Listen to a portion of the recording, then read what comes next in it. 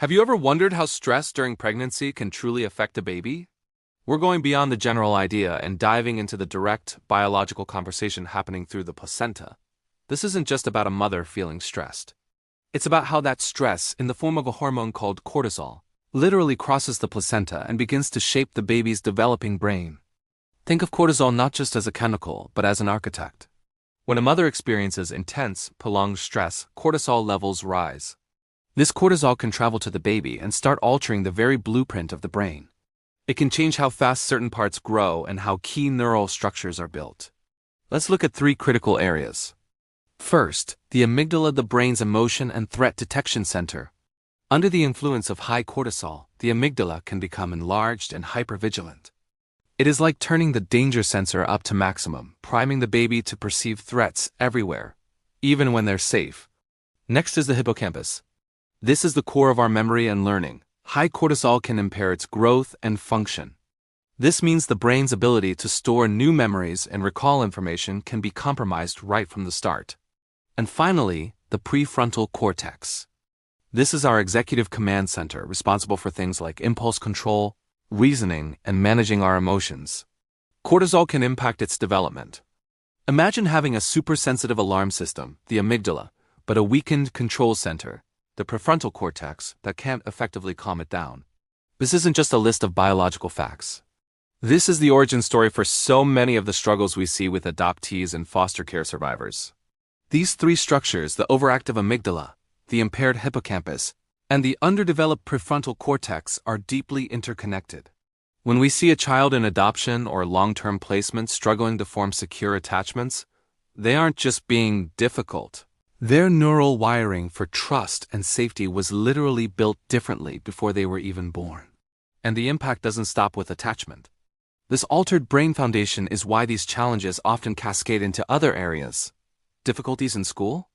That could be linked to the hippocampus and its role in memory and focus. Struggles with friendships and social interactions?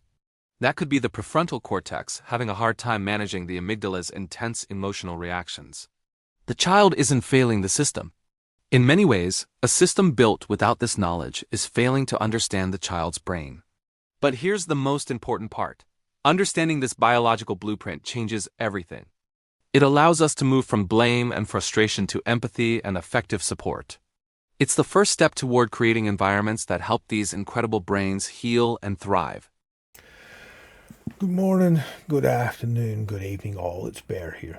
I'd like to welcome you to my YouTube channel, A Box with No Lid, a channel I'm creating not just to bring the awareness around the lived reality of trauma and complex trauma, removal trauma, and the world that is adoption and the world that is foster care. But I'm really trying to bring forward also what I've learned through my own personal journey as I am an adoptee, as well as my many, many years as an advocate and as a practitioner, all with the true and simple hope that not only just bring the awareness, and as you know, these next few videos are a lot around awareness, but contained within this, I really hope that there is information that is supportive in those that live this every day, in our own healing, in understanding where things come from and the roles different experiences play, and how much removal trauma shapes the lives that we are able to build and the resources we have to build lives, and how society views the consequences of removal and the impacts from it. That again shapes how we respond and the lives we're able to build, and the way we live and connect and be part of the groups and families that we are.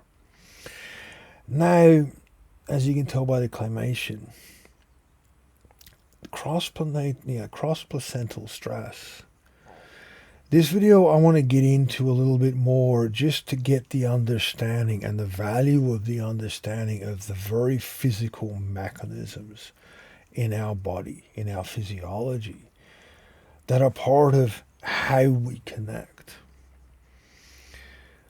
I know of so many cases within adoption where, due to the first moments and after that, because of the responses of connection between the child and the adopted parents, didn't go the way the adopted parents wanted or the way the adopted parents emotionally needed, it created an unspoken barrier, a wall.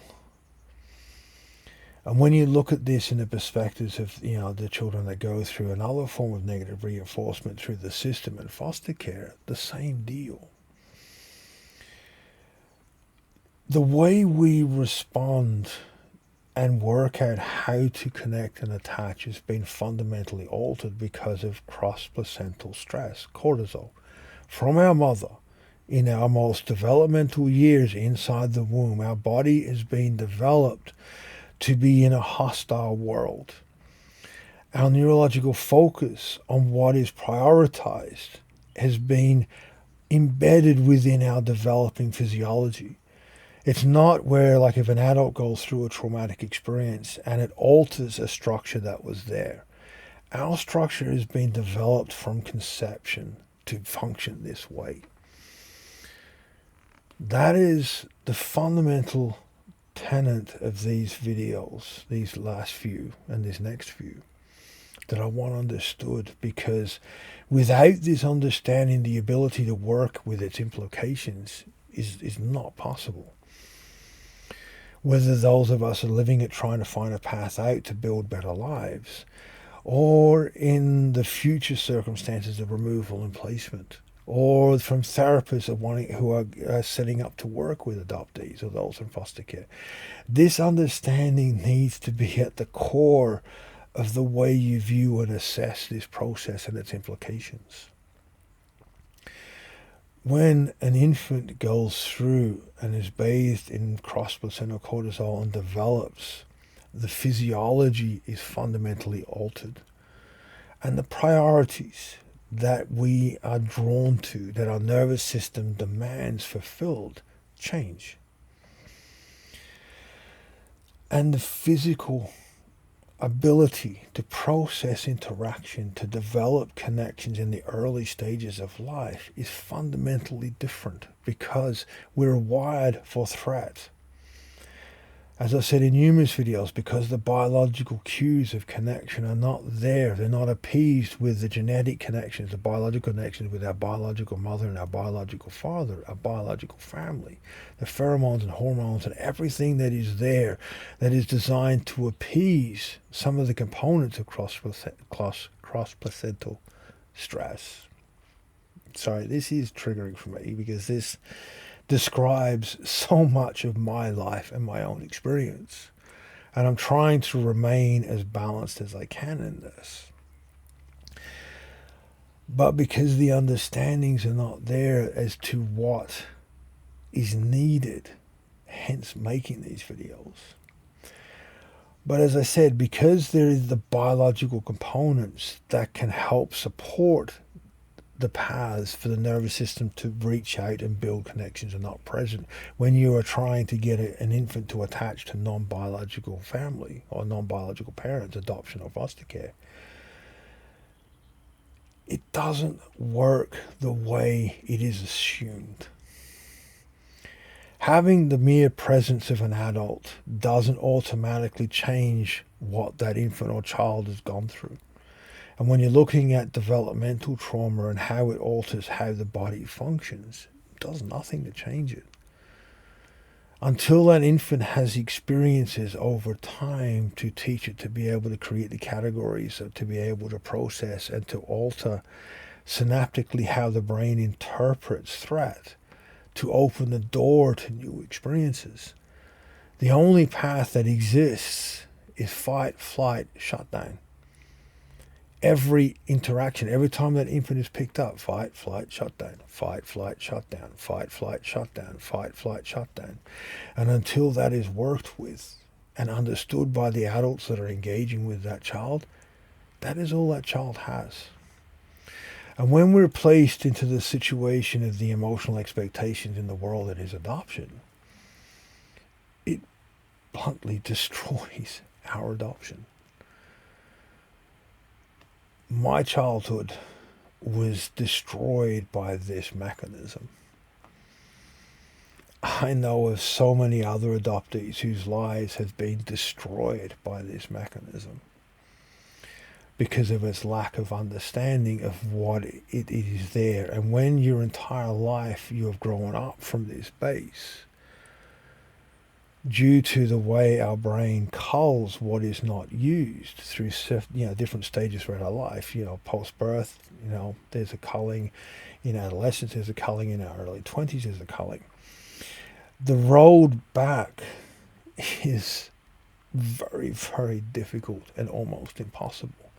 The older we are when we get with this, the road back to being able to have the connected life that we all hope and dream for is almost impossible, because of the amount of experiences that are required to teach the nervous system and to fundamentally alter the structures of the brain and how we interpret our interactions, to be able to physically immerse ourselves and physically feel part of, not just go through the process of the actions and the words, all come from this base.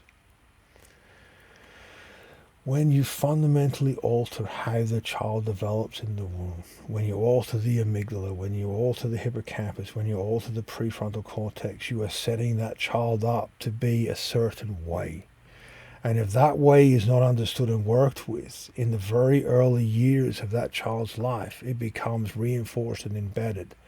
And when our body and brain go through the culls of all the parts that we don't use and prioritize the parts that we are, each layer we lack more of the resources for the other side to be brought in. Putting aside that, yes, I believe that cross-placental stress is one of the number one reasons so the majority of adoptions and long-term placements emotionally fail for the child and the adoptive parents or the foster parents in the potentials of what it could be. But where I've seen in the positive side of adoptions, where adoptees, adoptive parents have understood this, stepped up, and have done everything they can to work that child through the processes of altering that cross-placental developmental trauma response into a more balanced neurological ability to connect and interact. That is the path to change this. But as the majority of the world are completely oblivious, deliberately, and often, arrogantly, when you're talking about placement services and government and the medical world, are completely ignorant of the implications of this, it makes it very, very hard. But in these videos, I just want it understood that so much of the rejection, the pushing behavior or pushing away behavior, the inability for an infant to connect when placed in the circumstances of long-term placement or adoption comes from this cross-placental stress and how the cortisol has altered the developing brain. It can be worked with when you're young. The older you get, it is a lot harder. But I just want it understood that it exists. As hard as that is to get through to people, it exists. It is there. The studies are there that show it. And I just want you guys to value it, because it is at the core of so much hardship. And just that understanding alone can make a difference. As always, I really thank you guys for your time and your patience. And I really hope you guys grasp and understand this stuff. And I hope I'm explaining it okay. It is hard to explain some of these things because I've got floods of my own emotions and memories. Because I've lived this. This has been my world. And I'm just trying to relay it so that you guys can learn it and hopefully make a difference. I thank you guys for your time. Please be mindful. Please be respectful. Stay safe. And I will see you all next time. Hope.